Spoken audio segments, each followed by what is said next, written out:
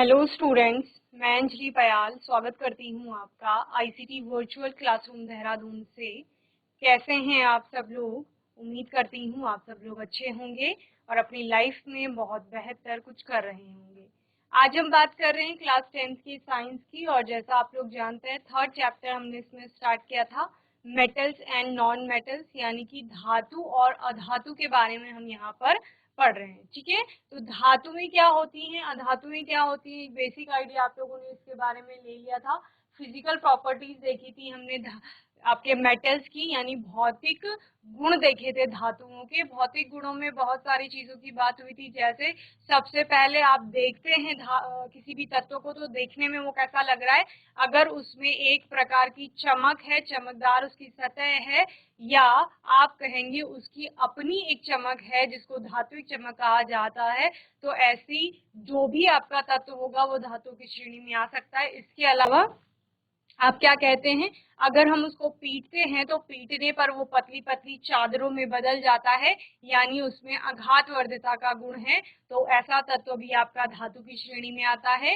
इसके अतिरिक्त आपने कहा कि धातुओं को अगर हम खींचते हैं तो खींचने पर उनकी पतली पतली तार बनाई जा सकती है, और अगर इनसे हम हीट को यानी ऊष्मा को या फिर विद्युत धारा को प्रवाहित करें तो इजीली उसका चालन होता है, आसानी से उसका चालन होता है। तो यानी ये सुचालक होते हैं विद्युत के भी और ऊष्मा के भी। ठीक है, तो इतनी सारी चीजें आपने धातु में पढ़ी थी। इसके अलावा सामान्य रूप से धातुएं आपकी कठोर होती हैं, कुछ कोमल धातुओं को आपने एक्सेप्शन यहाँ पर देखे थे, जहां पर आपने सोडियम पोटेशियम जैसी धातु की बात की कि इनको आसानी से चाकू की मदद से काटा जा सकता है। क्यों? क्योंकि ये बहुत कोमल होती है। ठोस अवस्था की बात की थी, तो धातुएं सामान्य रूप से आपको ठोस अवस्था में मिलेंगी। ठीक है, यानी भौतिक अवस्था जो उसकी होगी वो कैसी होगी, ठोस होगी। लेकिन मरकरी और गैलियम जैसी धातुओं के बारे में आप बात करते हैं तो ये आपको सामान्य तापमान पर ठोस अवस्था में नहीं मिलती है।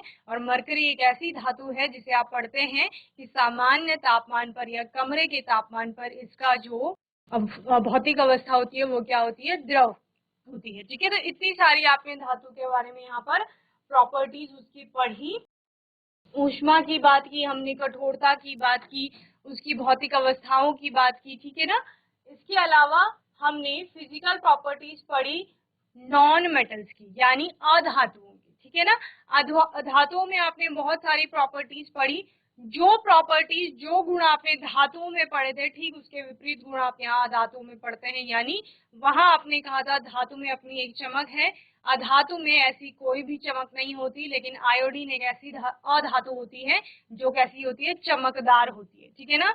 वहां आपने कहा कि भौतिक अवस्था हमारी धातुओं की ठोस होगी। यहाँ ठोस के अलावा आपको गैसीय अवस्था में भी धातुएं देखने को, अधातुएं देखने को मिलती है। ठीक है।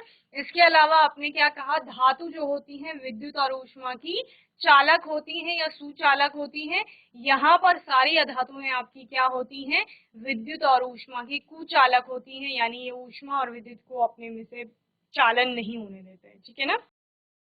साथ ही आप ग्रेफाइट का एक्सेप्शन पढ़ते हैं, जहां पर आप कहते हैं कि ये विद्युत का आपका सुचालक होता है, ग्रेफाइट यानी कार्बन का एक अपर रूप। ठीक है ना। इसके अलावा आपने क्या पढ़ा, जो अधातुएं होती हैं वो आघातवर्धक नहीं होती, बल्कि क्षण भंगुरता का गुण उनमें पाया जाता है, या भंगुरता का गुण पाया जाता है। जिसमें कि क्या होता है, जब आप धातुओं को पीटते थे तो क्या होता था, उनकी पतली पतली चादरें बनती थी। लेकिन अधातुओं को पीटने पर उनकी चादरें नहीं बनेंगी, बल्कि उनका पाउडरी फॉर्म में कन्वर्जन हो जाएगा, या वो टूट जाएंगे, चूरा उनका हो जाता है। जैसे आप एक चौक को जब पीटते हैं तो उसका क्या हो जाएगा, पाउडरी फॉर्म में कन्वर्जन हो जाएगा। तो अधातुओं के साथ भी ऐसा ही आपको देखने को मिलता है। अधातुओं में तन्यता का गुण नहीं होता है, इनकी पतली तार नहीं बनाई जा सकती। इनको अगर आप खींचते हैं तो खींचने पर ये टूट सकती हैं। ओके।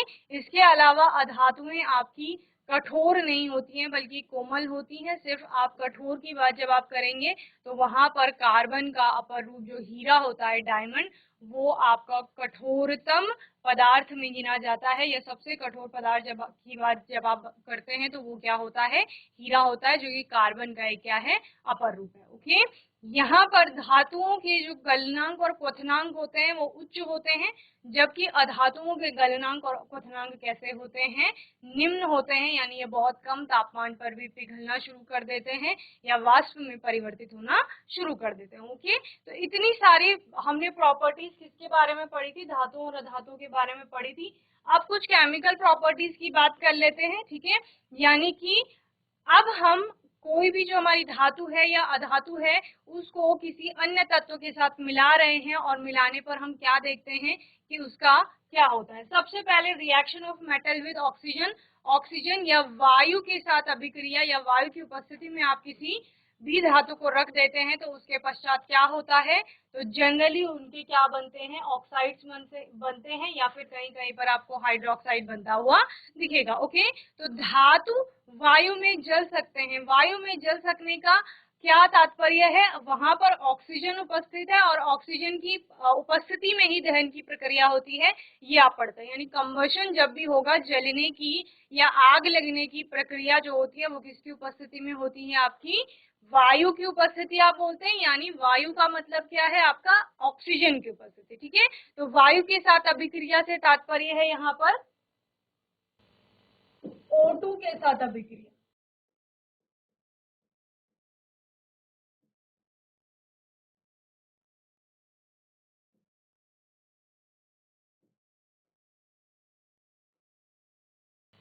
क्लियर, धातु वायु में जल सकते हैं, वायु से अभिक्रिया कर सकते हैं या अप्रभावित रहते हैं, ठीक है। यानी ये डिपेंड करता है कि जिस धातु की आप बात कर रहे हो उसकी क्रियाशीलता कैसी है, ठीक है।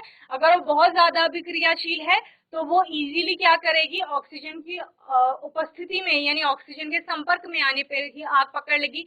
अगर वो थोड़ा कम अभिक्रियाशील है तो वो क्या करेगी, धीरे धीरे उसके साथ अभिक्रिया करेगी और बहुत ही कम क्रियाशीलता वाली या निम्न अभिक्रियाशीलता वाली जो धातुएं हैं वो ऑक्सीजन के साथ जनरली अभिक्रिया नहीं करती है, ठीक है। तो सक्रियता श्रेणी आपने देखी थी जब हम फर्स्ट चैप्टर पढ़ रहे थे, जहां पर आपने डिस्प्लेसमेंट रिएक्शन की बात भी की थी। तो आपने क्या देखा था, पोटेशियम और सोडियम जो धातुएं हैं वो कैसी हैं आपकी, वो बहुत ज्यादा अभिक्रियाशील हैं। तो वो जैसे ही वायु की उपस्थिति में आएंगी या आप क्या कहेंगी, वायु के संपर्क में आएंगी तो वो क्या करने की, जलना शुरू कर देंगी, ठीक है। इसीलिए आप क्या कहते हो, सोडियम पोटेशियम जैसी धातुएं ऑक्सीजन के संपर्क में आने पर ही आग पकड़ लेती हैं, ठीक है ना। तो ये उनके साथ हो रहा है। इसके अलावा थोड़ी कम अभिक्रियाशील जो धातुएं हैं, जैसे आप एल्यूमिनियम, मैग्नीशियम, जिंक की बात कर रहे हैं, तो वो वायु से अभिक्रिया कर रही हैं, ठीक है। उसके साथ अभिक्रिया करके अपना ऑक्साइड बना देंगी, ऑक्सीजन से अभिक्रिया करके क्या बना देंगी, ऑक्साइड बना देंगी। वहीं जब आप गोल्ड और प्लेटिनम जैसी धातुओं की बात करते हैं तो वो ऑक्सीजन से कैसे रहते हैं, अप्रभावित रहते हैं। यानी अगर ऑक्सीजन उनके संपर्क में आ भी रही है तो उनको इतना अधिक उससे प्रभाव नहीं हो रहा है, या आप क्या कहेंगे कि वो उससे अभिक्रिया नहीं कर रही है, ठीक है ना। इसी वजह से उनका क्या हो रहा है, उनकी आप ज्वेलरी देख रहे हैं, उनको नॉर्मल कंडीशंस पर भी ऐसे ही रखा जा रहा है क्योंकि उनका क्या हो रहा है, ऑक्सीजन के साथ भी अभिक्रिया वो नहीं कर रही है, ठीक है ना। तो बहुत सारी चीजें देखी, धातु जनरली ऑक्सीजन से अभिक्रिया करके क्या बनाएगा, धातु का ऑक्साइड बनाएगा। डिपेंड करता है धातु आपकी कौन सी टाइप की है। सोडियम तथा पोटेशियम को आकस्मिक आग बनाने से रोकने के लिए केरोसिन तेल में यानी मिट्टी के तेल में डुबोकर रखा जाता है, ठीक है। आकस्मिक आग पकड़ने से क्या तात्पर्य है आपका,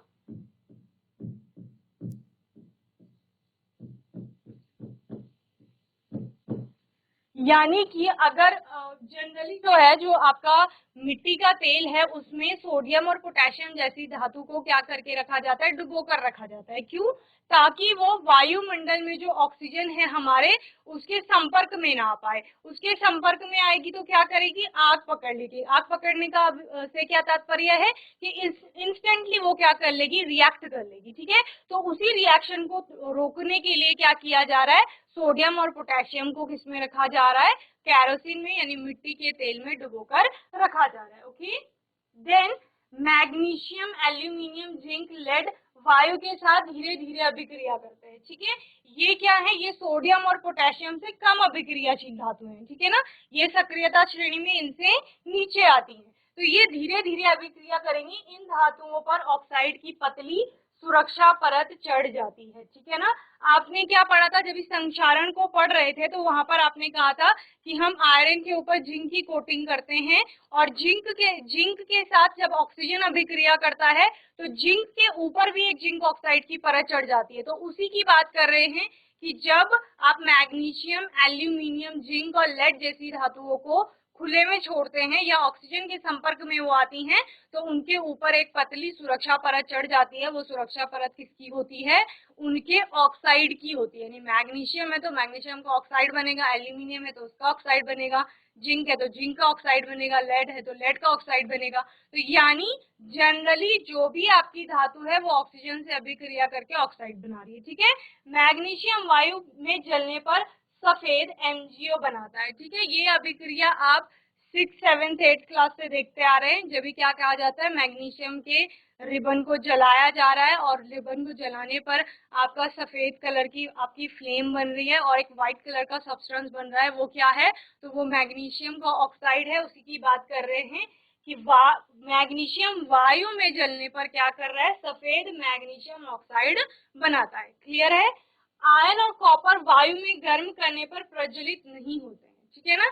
इनको वायु में गर्म किया जा रहा है तो ये जल नहीं रहे हैं, अपितु अपने ऑक्साइड बनाते हैं। ठीक है। ये जल नहीं रहे हैं, इनमें जलने जैसी या दहन जैसी अभिक्रिया नहीं हो रही है ऑक्सीजन के संपर्क में आने पर, लेकिन ये क्या कर रही हैं? अपने ऑक्साइड बना रही है। ज्वाला में लौह चून डालने पर वे तेजी से जलने लगते हैं। ठीक है ना। अगर ज्वाला है, कहीं पर फ्लेम बन रही है, तो उसमें अगर आयरन का क्या डाला जाएगा? पाउडर डाला जाएगा, तो उसको डालने पर वो क्या हो जाएगा? तेजी से जलने लगेगा। ओके। ये सारी आपकी अभिक्रियाएं हैं। सिल्वर और गोल्ड जैसी जो धातुएं हैं वो ऑक्सीजन के साथ अभिक्रिया नहीं करती है। ये सक्रियता श्रेणी में कहाँ आती हैं? सबसे नीचे आती हैं। तो ये सोडियम के ऑक्सीजन के साथ अभिक्रिया, मैग्नीशियम के ऑक्सीजन के साथ अभिक्रिया, कॉपर के ऑक्सीजन के साथ अभिक्रिया और एल्यूमिनियम के ऑक्सीजन के साथ अभिक्रिया करके सबके क्या बन रहे हैं? ऑक्साइड्स बन रहे हैं। क्लियर है। इतना जल्दी से नोट करेंगे यहाँ तक, देन हम आगे पढ़ेंगे। ओके। चलिए नोट करिए जल्दी से।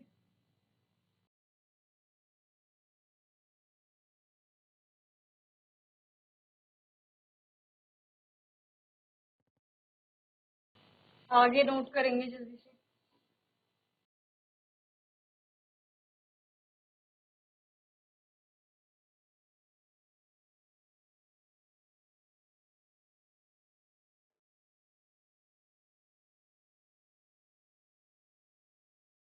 चलिए एक और टॉपिक है यहाँ पर, उभयधर्मी ऑक्साइड्स क्या है। अभी तक हम धातु के ऑक्साइड की बात कर रहे थे कि धातु आपका ऑक्सीजन के साथ अभिक्रिया कर रहा है और धातु का ऑक्साइड बना रहा है। क्लियर है। धातु के ऑक्साइड की जो प्रकृति होती है,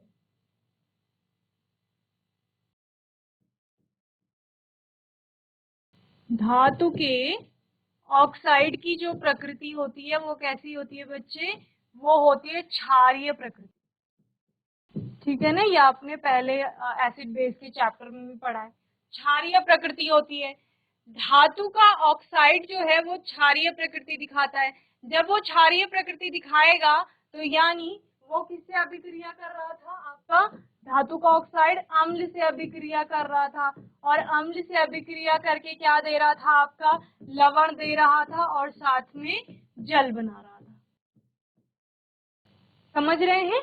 हमने कहा धातु की ऑक्साइड जो बन रहे हैं उसकी प्रकृति कैसी है? उसकी प्रकृति क्षारीय है। तो जब कोई क्षारीय प्रकृति का सब्सटेंस किसी अम्ल से अभिक्रिया करेगा तो लवण और जल बनेगा। न्यूट्रलाइजेशन रिएक्शन हो रहा है इनडायरेक्टली। समझ रहे हैं। यहाँ पर कुछ धातु के ऑक्साइड ऐसे होते हैं जो कि आपका अम्ल के साथ तो अभिक्रिया करते ही हैं, इसके अलावा क्षार से भी अभिक्रिया करते हैं और फिर क्या देते हैं? आपके लवण और जल बनाते हैं। ऐसे धातु के ऑक्साइड को आप क्या कहते हैं? उभयधर्मी ऑक्साइड्स या एम्फोटेरिक ऑक्साइड इनको कहा जाता है। ठीक है। क्या कहा मैंने? कि धातु के ऑक्साइड जनरली तो होंगे आपके क्षारीय। क्षारीय प्रकृति का कोई सब्सटेंस किसी अम्ल से अभिक्रिया कर रहा है तो लवण और जल बनेगा, ऑब्वियस है। ठीक है। लेकिन यहाँ पर कुछ धातु के ऑक्साइड, समझ रहे हैं? कुछ धातु के ऑक्साइड कैसे होते हैं, जो अम्ल और क्षार दोनों से अभिक्रिया करेंगे और दोनों से अभिक्रिया करके लवण और जल बनाएंगे। ऐसे ऑक्साइड्स को आपका क्या कहा जाता है, उभयधर्मी ऑक्साइड्स या एम्फोटेरिक ऑक्साइड्स कहा जाता है। ओके, जैसे कि एल्यूमिनियम का ऑक्साइड, टिन का जो आपका ऑक्साइड बनता है, लेड हो गया, जिंक हो गया, बेरिलियम हो गया, ये सारे इनके ऑक्साइड जो होते हैं वो क्या होते हैं, उभयधर्मी ऑक्साइड्स होते हैं। क्लियर है? यहाँ पर एल्यूमिनियम के ऑक्साइड का एग्जांपल लिया गया है। वे धातु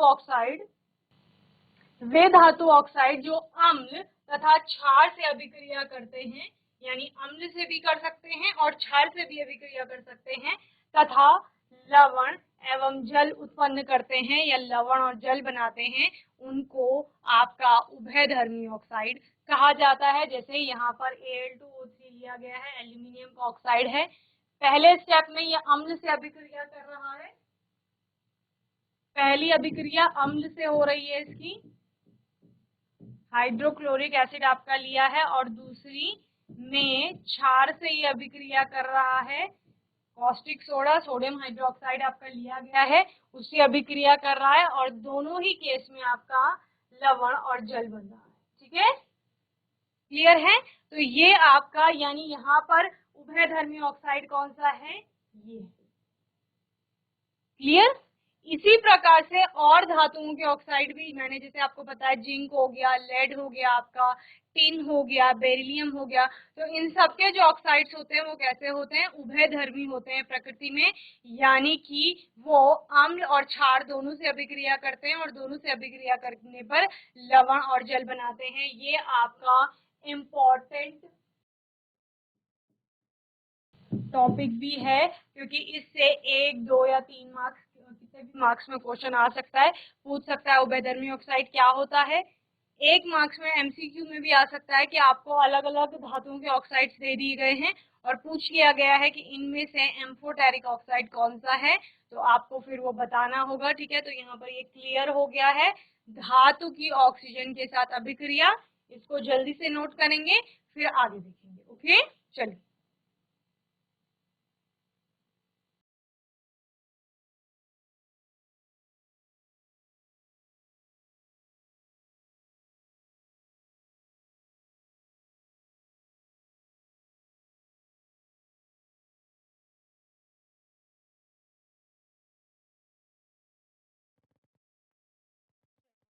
देखते हैं reaction of metal with water, यानी अब धातु की अभिक्रिया जल से हो रही है।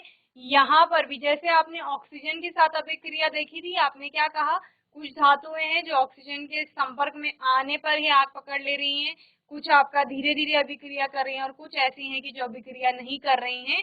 उसी प्रकार यहाँ पर भी होता है कि कुछ धातुएं जो होती हैं वो ठंडे पानी से अभिक्रिया कर सकती हैं, कुछ ऐसे हैं कि जो गर्म पानी के साथ अभिक्रिया करती हैं, कुछ ऐसी हैं कि जो ना ही ठंडे पानी से अभिक्रिया कर रही हैं, ना ही गर्म पानी से अभिक्रिया कर रही हैं, बल्कि स्टीम जो होती है, भाप, उससे वो क्या करती हैं, अभिक्रिया करती हैं। तो इस प्रकार से आप अलग अलग तरह से धातुओं की अभिक्रियाएं देखेंगे। ठीक है, तो जल के साथ अभिक्रिया, ठंडे जल के साथ क्रियाशील, जैसे सोडियम, पोटेशियम, कैल्शियम। ठीक है, ये कैसी धातुएं हैं जो ठंडे जल के साथ अभिक्रिया कर रही हैं, यानी ठंडे पानी के साथ भी अभिक्रिया कर रही हैं। दूसरा, गर्म जल के साथ क्रियाशील, यानी कि जो गर्म पानी के साथ अभिक्रिया कर रही है, जैसे मैग्नीशियम है आपका। ओके, और केवल भाप के साथ क्रियाशील, यानी केवल भाप के साथ जो अभिक्रिया कर रही हैं, आयन और एल्यूमिनियम जैसी धातु। क्लियर है? यहाँ पर आप धातु की अभिक्रिया देखेंगे या जल के साथ धातु की अभिक्रिया करें देखेंगे, तो किस प्रकार से आपका प्रोडक्ट बन रहा है उसकी बात होगी। या तो आपका धातु का हाइड्रोक्साइड बनेगा, ऑक्साइड बनेगा, और साथ में आपकी हाइड्रोजन गैस भी यहाँ पर बनते हुए आपको दिखेगी। ठीक है, so the metals that react with cold water are potassium, sodium, lithium and calcium. ठीक है, जो ठंडे पानी से अभिक्रिया कर रही हैं वो ये सारी धातुएं हैं। Sodium when mixed with water is highly vigorous reaction and forms sodium hydroxide and water. ठीक है, तो क्या हो रहा है यहाँ पर, आपका अभिक्रिया हो रही है और अभिक्रिया के पश्चात क्या बोल रहे हैं कि सोडियम आपका जल के साथ अभिक्रिया करेगा, सोडियम हाइड्रोक्साइड बन रहा है, साथ में आपकी हाइड्रोजन गैस निकल रही है। सेम आपका पोटेशियम के केस में हो रहा है, पोटेशियम हाइड्रोक्साइड बनेगा, H2 अलग हो रही है।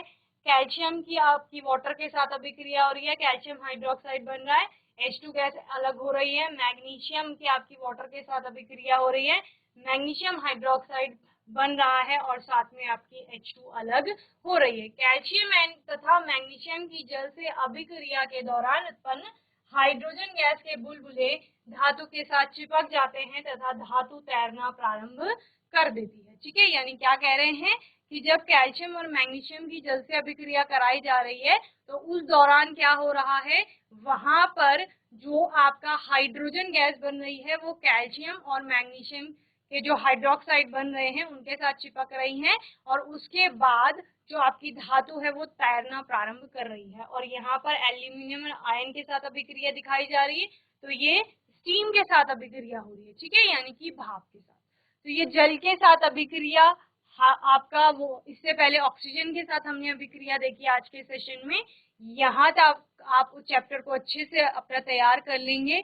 कोई भी डाउट होगा, कोई भी क्वेश्चन होगा, आने वाले सेशन में आप लोग पूछ लेंगे। अपने आने वाले सेशन में इसी टॉपिक को आगे कंटिन्यू करेंगे और कुछ और प्रॉपर्टीज के बारे में जानेंगे। तब तक के लिए आईसीटी वर्चुअल क्लासरूम से जुड़ने के लिए धन्यवाद।